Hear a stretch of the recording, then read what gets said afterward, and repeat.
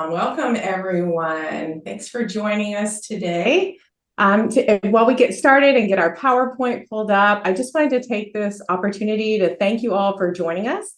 I've worked in higher education and educational technology for a long time, and I think it's really excited to see how these technologies are ushering in a bit of a revolution in the work that we do as educators, as designers, developers, and even administrators. Looking at this list of participants, I see some familiar names. And what's most unique about all those who are in attendance is the number of disciplines and positions and institutions that are represented.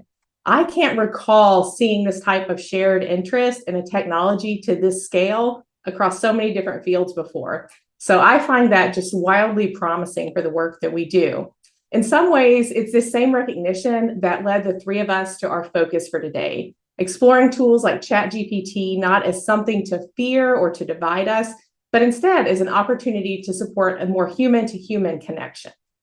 Our goals for this session are straightforward. Our hope is that you leave this webinar with some ideas about how to use generative AI tools to facilitate and foster more meaningful human interactions across a variety of learning environments and modalities. Although our focus is mainly on the teaching and learning aspects, we believe that some of these same strategies could be supportive of the work of instructional designers, developers, and even project managers. Our examples will be from a variety of disciplines, but all the strategies are remarkably transferable. In fact, as we were planning this presentation, we realized that although the fields the three of us work in are very different, how we've been using these tools to support collaboration is fundamentally similar and rooted in what we understand to be the best practices for designing for greater instructor presence in social learning and in collaboration. We also recognize that because of how quickly this landscape is changing, it's important to constantly evaluate how these tools are impacting our practice and the learner experience. So we're going to end today with a very high-level reminder about ways to evaluate educational technologies. I also want to note a few of the topics that are out of the scope of this brief presentation. Today, we're going to focus on the strategies for implementation. So naturally, this will be most beneficial to those who are interested in using this type of tech. This does not, however, mean that we are ignoring or dismissing some of the ethical concerns. All three of us are deeply involved in conversations about policy and the ethical ramifications of generative AI in higher ed. And we encourage everyone in attendance to be a part of these conversations at your institutions and bring your own perspectives to these questions that we all have. But those conversations are not what we're here for today. Our general philosophy about ChatGPT is very much a reflection of our own teaching philosophies, and those are connected to authentic assessments, experiential learning, and a recognition that learning is a process. And most importantly, our belief that our roles as educators are to guide, support, and mentor our learners. Next slide, please. Before we move into some examples, we did want to reiterate the foundational information on which our practices are based. First of all, collaboration for collaboration's sake is not effective. In fact, it can actually be quite problematic to force collaboration or group work in spaces where it isn't necessary. In the research, we've seen that when individual level tasks or projects have unnecessary dependencies, it not only slows down the progress, but it has negative impacts, especially on high-performing students and learners. So we want to note that collaboration is most effective when it's used for tasks and projects that are open and complex, and when feedback is necessary for success. There should be a positive interdependence between everyone involved so that the activities are beneficial. And as you'll see with our examples, it's important to emphasize that the process itself should be seen as a success indicator, and that the learning outcomes can only be achieved by reaching goals at various phases of the process. The concepts that we use to guide our work are in how we connect critical thinking with AI. Many of the conversations about AI are formed around these concerns that it will have a negative impact on critical thinking. This is where we think that our practices are perhaps most beneficial. By bringing AI into the learning process and demystifying what it's capable of, we can use it as a way to generate more of what we know to be critical thinking skills. Practice with analysis, with synthesis, and evaluation of information is key. And when working with what AI produces and how we get those results, it's an opportunity to sharpen, not dull, critical thinking skills. As you'll see, our examples have also looked at several spaces where it's relatively simple to build in things like metacognitive practices and reflections that both support critical thinking and the mastery of learning. Lastly, we are going through some different types of examples, and we want to encourage you to think about all of the places where connection and collaboration can occur and how AI can facilitate those conversations and make for more productive use of time. We highlight basically 4 different collaboration points: faculty to groups of students, faculty to individual students to the groups, and then instructional designers and faculty developers to faculty. Most of our examples are very well suited for these types of interactions, but they are also ones that we believe are very easy to adapt for your teams and learning environments. So with that, let's get started. We're going to begin with Carla and some objectives.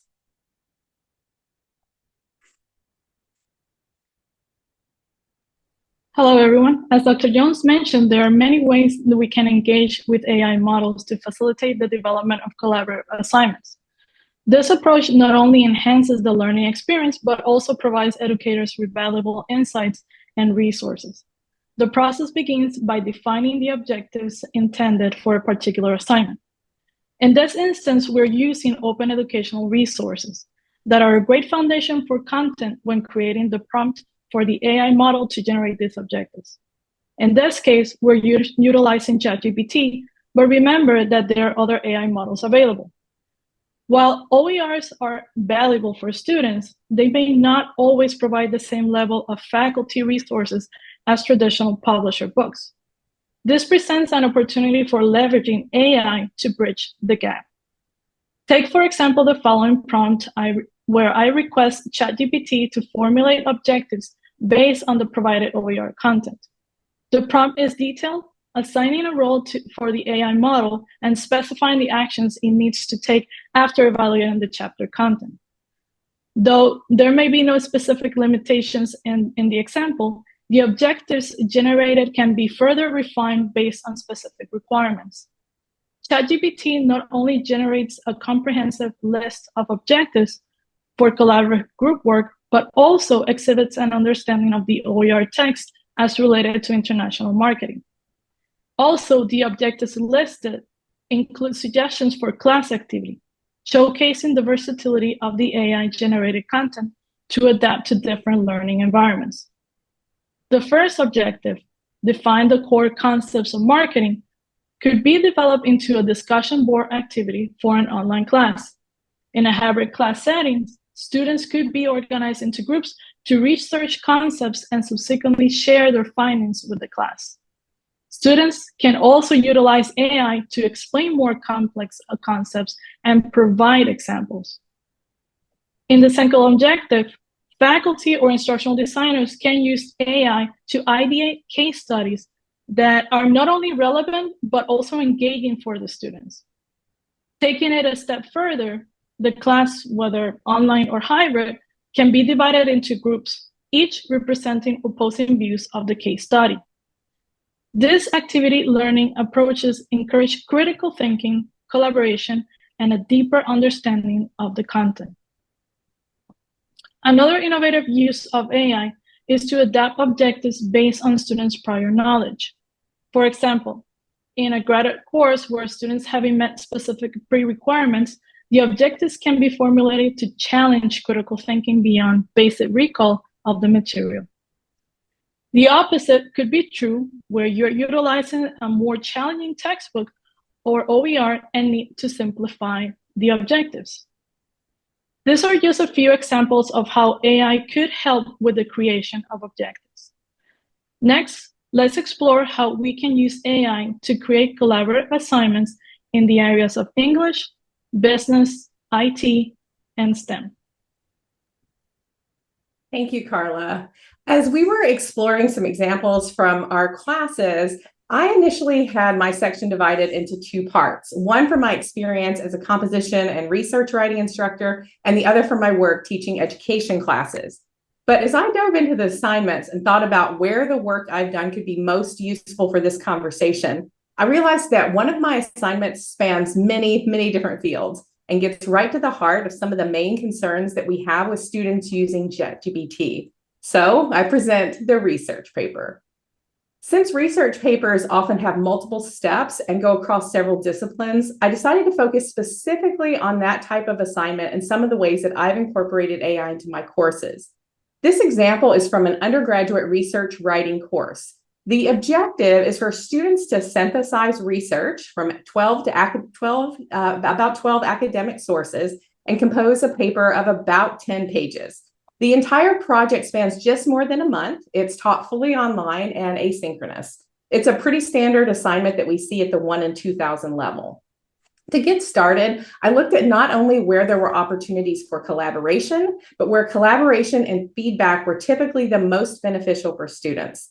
The many steps in this research project, and it depends on which guide you use. So the one I have, which is really aimed at undergraduates who are just beginning to develop their research and academic skills, is around 11 steps when you break it down. So going back to what we know about collaboration and when it's most valuable, I identified 5 steps in the process where students could get or give feedback, either from each other, from me, or from ChatGPT. Again, keep in mind, these can be easily adapted to fit other assignments, and you wouldn't necessarily have to include as many points of interaction as I do. Since for my classes, though, feedback is part of the objectives, so that's all taken into consideration. Let's look at that first phase, which is planning the project. You'll see that for each of the 5 steps, I've presented an overview of the design and the teaching plans. Next slide, please. And then you'll see that we've included a response to the ChatGPT that illustrates the collaboration, the learning, and the critical thinking opportunity. Planning a month-long research project is often overwhelming to students who are likely managing several classes, work, family. So rather than the instructor or the instructional designer having to get into the details of scheduling, students can use ChatGPT to plan the project. In this case, the prompt provided the length of the paper and the final due date. The output was a week-by-week plan. Where the collaborative elements come in are with the students taking the ChatGPT plan and then annotating it, noting and making adjustments to add in their personal details and anything that could impact their timeline. From there, students share their timelines in the LMS for feedback, which could be from faculty or from peers. This would be another opportunity for students to see how prompts can also change the output and then ask the students to make weekly updates on their progress. Including elements such as the updates, discussion, and reflection all support the learning process, and it provides an opportunity to reinforce what we know about best practices in research and writing. The next step, where there is an opportunity for feedback, is with examples. For this particular exercise, I used AI to generate some examples of research questions that would be appropriate for a 10-page paper on a current social issue, since those were typically the topics that my classes were most interested in. ChatGPT quickly provided some examples, and in this case, we see social media and political polarization, climate change and social justice, and mental health stigma in the workplace, all conversations we've had with our students. As the professor, though, I can immediately see some areas where the output is a good start, but the research questions could be made much stronger. This is another one of those places where we're reminded that we are the experts, not the tool. But what I did with these research questions is to put them on a discussion board. I use the small groups feature because I do have larger classes, but the whole class could work on this too. I then asked the students to evaluate and revise the research questions to make them stronger. Additionally, I had them cite specific details from the course materials to show how they were supporting their commentary and engaging in the discussion with their groups. That's a strategy for making sure that they aren't using ChatGPT to complete the entire exercise. I also want to note that the examples are for the research questions, not entire papers, because my materials do have examples of papers. And for this type of work that my students have to do, ChatGPT doesn't produce great results. But the third step, where we can collaborate and use AI, is in the refining of the students' individual research questions. They ask AI to make recommendations on how to improve their questions. For the next part of the assignment, they respond to the suggestions and justify their responses. I do ask them to write a very short reflection on the interaction with ChatGPT and then submit their final revised RQs. Even before using AI, students did a very similar exercise and allowed me the chance to leave feedback and guide them in their research process early on. However, those reflections and revisions had typically been very minimal and at the surface level. What I found is now that they're really thinking about the questions in deeper ways because they've been given specific suggestions. This also helps me to facilitate more meaningful conversations and feedback because I can see their process. For the fourth step, there are a couple of different approaches, but the goal is for the students to use AI to help with the outlining process and to get more specific peer feedback on their detailed outlines. In this exercise, students provide a draft of a very rough outline to AI and ask for suggestions.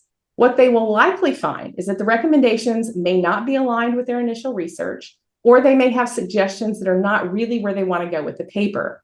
This can help in the writing process, and students can turn in much more detailed outlines for peer review, which is a required step for this project. Two other possibilities I'm considering for future classes are having the students see what kind of outline ChatGPT would create for them without them uploading their own work, or using it to create a sample outline that I'll share and have the students work in small groups to improve.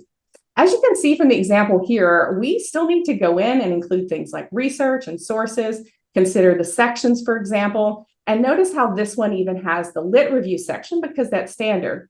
But that's essentially not included in my class because the paper is basically one long lit review.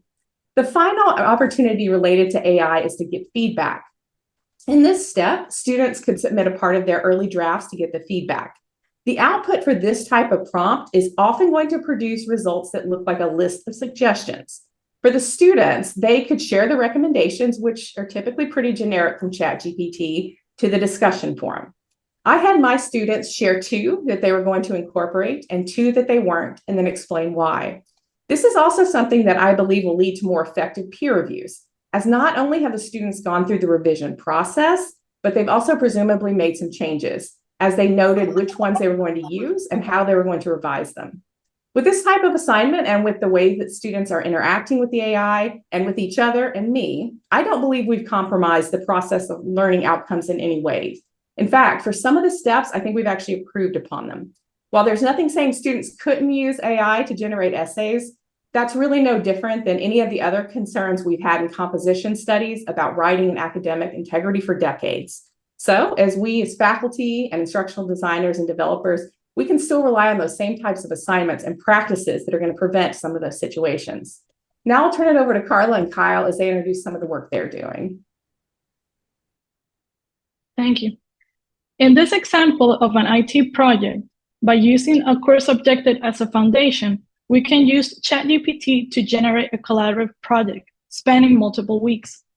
This example shows how AI can be effectively employed to construct comprehensive projects that encourages students to actively engage with the learning and material through active learning methods. Notice the level of detail that the AI model provides, specifying the ideal group size and suggesting subtopics for students to research. This level of detail facilitates faculty and instructional designers in utilizing ChatGPT to further elaborate on weekly assignments, enhancing the overall learning experience. Students, in turn, benefit from the AI's guidance as they prompt complex concepts of how network technologies work and are implemented. Another feature of this project as part of the prompt is the integration of use of collaborative tools available in Canvas. While ChatGPT recommends leveraging discussions, it goes a step further by suggesting the incorporation of collaborative tools such as Microsoft Office or Google Docs, peer reviews, and proposing a group presentation either live or recorded. This multifaceted approach not only enhances the project's educational value, but also prepares students for real-world scenarios where teamwork and diverse tools are essential in professional settings. To extend the scope of this project, students can employ AI to create practice questions for formative or summative assessments. By engaging the AI to quiz them on the research materials, students adopt a collaborative approach reminiscent of traditional study groups. This innovative use of AI not only reinforces learning, but also introduces a dynamic dimension to the assessment process. This underscores the transformative potential of integrating AI tools into educational practices. In the next example, we shift our focus to the realm of business, delving into a more intricate project, a semester-long collaborative endeavor aimed at crafting a comprehensive marketing plan. Marketing plans are intricate documents that scrutinize a company's product, assessing its target market, and formulating strategies for promoting the product or service within that market. This multifaceted document served as an ideal opportunity for this particular project. The assignment is then broken into 14 weeks, with each week dedicated to the completion of a specific section of the marketing plan.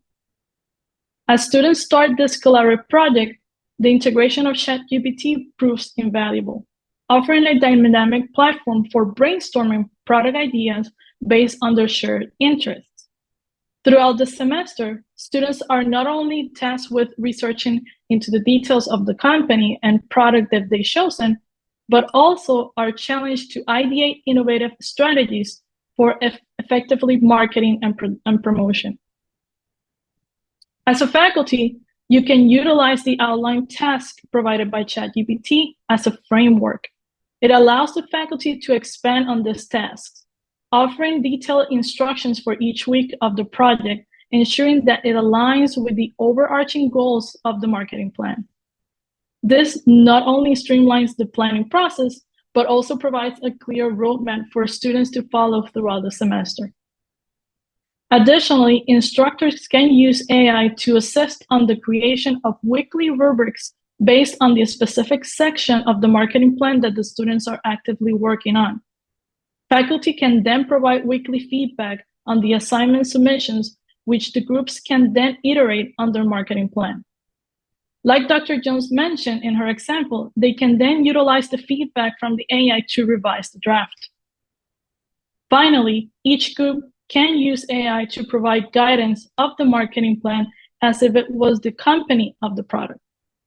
This could potentially provide insight on how well the marketing plan will work if it was implemented, providing the opportunity for the group to evaluate it from a different perspective prior to their presentation and final submission for peer review.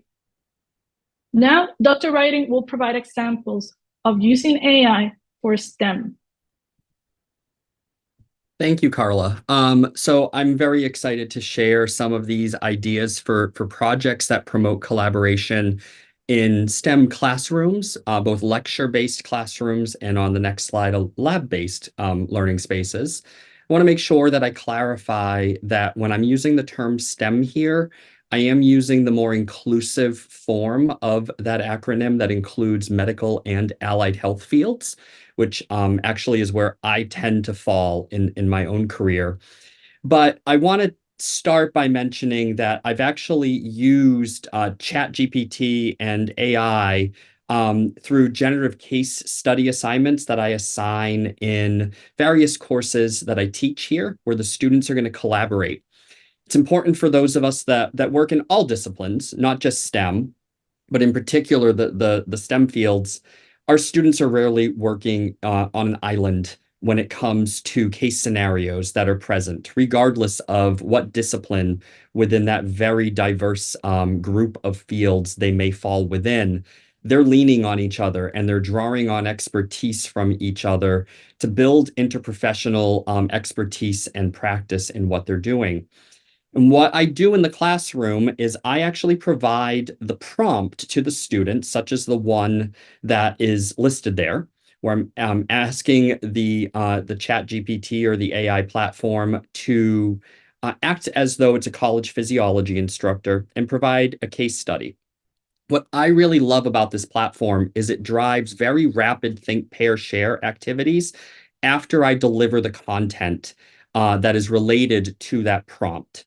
And so I'll ask the students to break up into groups and evaluate the output from the AI platform. And what's really powerful is that in every case, within a matter of seconds, the students are getting pertinent patient information, clinical history, and initial lab results in a clinical context such as that, but you'll also get detailed information in other fields where case studies are an important part of the learning process. And the students are able to work together and present the information, and we get to have a nice discussion in class after they just learned that content. And so I have actually been able to use this as a little bit of a formative assessment where I deliver the material. They may have had some pre-work as well, but I'm identifying where the gaps were in my delivery of the content so that we can kind of solidify their learning on the key concepts that were presented that day. So I really love that that formative potential is present. Additionally, in many of the STEM fields, and again, this is not exclusive to STEM. I certainly don't want to make us sound like this is unique to us only. However, our students often have to take external exams, national normalized exams, whether that's a national certification or licensing exam, or it's something like the MCAT. They're going to have to be prepared for that level of examination. And most of the time, our students do work in groups already studying for these exams. And what they'll do is they'll use static study guidebooks that have pre-made questions for them. However, what I do in my course that prepares students for an external exam that they need to take is we start every single one of our seminar classes off with a prompt similar to the one that you're seeing next to here. And I apologize. Some of the outputs from the AI were far too great to put on the slides, and that's why you don't see the outputs there. It's not me trying to hide anything. It's more of just they were too big for a PowerPoint slide. But what's great is in the classroom, the students talk through in groups these different multiple choice questions, similar to what they may see on these external exams, think them out. I then ask each group, hey, present one of the most challenging questions and talk it out as a class. And what we found, this happened yesterday, and it was a great moment of collaboration between all the students and myself, was the AI actually output a multiple choice question where it gave 2 correct answers. And we got to work through that together and solidify that those 2 answers were both correct. And the AI platform was just having a moment. And so it demonstrated to the students, or I demonstrated to the students in that moment, remember, this is a tool. And the tool is a wonderful learning opportunity and a powerful one for you at that. But please keep in mind, do not take everything at face value and challenge what you're seeing in this AI system as you're approaching it.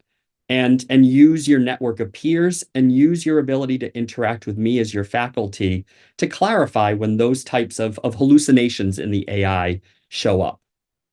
Next slide, please. I was going to click the next slide as if I'm in control. Now, I know many of us in the STEM disciplines have labs that we need to actually prepare as well. And I have found that AI platforms are powerful in our lab spaces as well. You are able to use prompts to ask the AI platform to build a laboratory procedure that can be used. Now, I haven't necessarily just done that cold on the fly. What I have done is I've actually had the students complete a total protein test by the Bayouret method once in lab, so they got comfortable with the methodology. I then sent them home and gave them a prompt similar to what you're seeing on the screen there, and asked the students with their learned experience in the last lab to edit the procedure the AI platform provided and bring their edited version to lab next time and exchange that with another group so that they're able to see how effectively they were able to create a lab procedure. Because in my discipline, that's one of the key competencies they need to be able to develop is writing laboratory procedures for clinical use. Now, finally, for anyone that's teaching an online lab or is teaching a hybrid lab, and one of the challenges that you may be facing is getting unique data sets that meet the needs of your learners or the activities that are present, AI has been a really powerful tool for quick data generation that allows for each group to have their own uniquely created results from the AI platform, where they work together, they analyze the results, and they generate a laboratory report similar to what they would do in real time, with the only difference being they may not have done the hands-on component of that procedure, but they're still getting unique results and being able to prepare a report that reflects the unique results that they achieved. So with those different ideas from our varying disciplines, I wanted to take some time, and we can go to the next slide now, and discuss grading. And this is coming mainly from where I have noticed grading challenges in assignments that leverage AI. Next slide, please. With grading, this section is labeled grading challenges, but I want to take a moment and demonstrate that there are both grading opportunities and grading challenges that come forth when you're using AI in the platform, as a platform. Now, the pros, the opportunities that are present. As a faculty member, I have found grading to be far more of an engaging activity. When I'm giving groups an actual assignment that may be based on a case study that the AI platform generated for them, using a prompt I provided for the students, what's wonderful about it is I actually have to think through the case study. I need to look through and make sure I'm understanding what the case study is, what is going on in that patient or in that scenario that is being generated. And I also need to look for hallucinations in the AI. One of my favorites was the first case study that I graded was on liver dysfunction. And I won't totally nerd out on you, I promise you. But in liver dysfunction, we often see protein values in the patient go down, and that leads to edema or fluid accumulation in the body. But the AI system was just cranking out results that it knew that I wanted to see that were related to the prompt. And what it did was it created an elevated protein level and said that was what was driving that fluid accumulation, which is not actually how anything works pathophysiologically in a liver dysfunction patient. So for me, it was exciting catching that and talking to the students about it, because it created a space where we kind of confirmed that lesson in class about the relationship between protein and edema formation. And it created that engagement between all of us. And I just like the fact that I have to think, and it's far less transactional. That's my next point, is the grading process becomes far, far, far less transactional, in my opinion. Typically, when I'd be grading case studies that I generated for the student, I would sit back and each question would have a point scale, and certain point allocations would be provided for certain parts of the question that I needed answered. And in many ways, I didn't enjoy grading because it did feel very transactional. Yes, you did this. That's 1 point. Yes, you said that. That's 2 points. No, unfortunately, you didn't say that. You don't get those 2 points. With using AI platforms to generate a case study-based assignment, or using it in the different scenarios that Melissa and Carla mentioned, becomes less transactional. I need to use my subjective professional judgment on every student paper that's turned in, and make sure I am grading in a way that is fair based on the complexity and difficulty of that generated output from the AI system. The other pro is for those of you like myself, or if you are an instructional designer that works with faculty who are like me, that struggle generating rubrics. I get into a rut with rubrics a lot of the time. And with discussion rubrics in particular, I tend to do the same thing over and over and over again. And I know that's not an effective grading vehicle for my learners to get anything out of the assignment. Well, what I've been able to do is use the AI platform myself to refine my grading rubrics. And as Carla showed in her example, it can generate some rubrics that start the dialogue with yourself on how am I going to evaluate my students in a way that's meaningful and in a way that may drive discussion with the students. So while the grading is done by me, it hopefully fosters a spirit of collaboration between the students and the faculty. The cons of using AI from a grading perspective, it is more time consuming. The fact that it is less transactional and that I have to be more engaged with every case study does mean, or every output in every assignment, does mean that I'm spending more time grading every assignment. There's more effort put in. I think that the pros outweigh that. However, that is something if you are time strapped, which I know many of us in higher education are. Finally, the other con is point rubrics can be challenging to apply. Again, if I'm using a assignment that I generated myself that becomes static over time, it becomes very easy for me to know how many points to allocate to different parts of the assignment. When it comes to an AI generated assignment, I may need to provide more flexibility. My rubric may need to be more nimble and more adaptable. And that creates a bit of a challenge because you want to provide that nimbleness, but you also want to make sure you're maintaining rigor and also maintaining fairness between the different groups. And so those are all different scenarios where grading is both an opportunity in using these platforms, but also some challenges. And now I turn the floor over to Melissa, who's going to discuss the evaluation of these tools in terms of collaboration. Thank you, Kyle. Some great examples there. And before we get into the Q&A, we did want to just give you a couple of reminders in terms of thinking about evaluation and the effectiveness of these tools in your classes. So fortunately, we have many frameworks and strategies for examining educational technologies, but really we believe that the key is for you to find what works for your purposes. A couple of considerations. Be sure to consider how the tools are being used in ways that are well aligned with your learning outcomes or your objectives. Our focus today has been on collaboration and feedback, but your usage could be connected to different outcomes. So make sure that you are considering the effectiveness based on the learning objectives.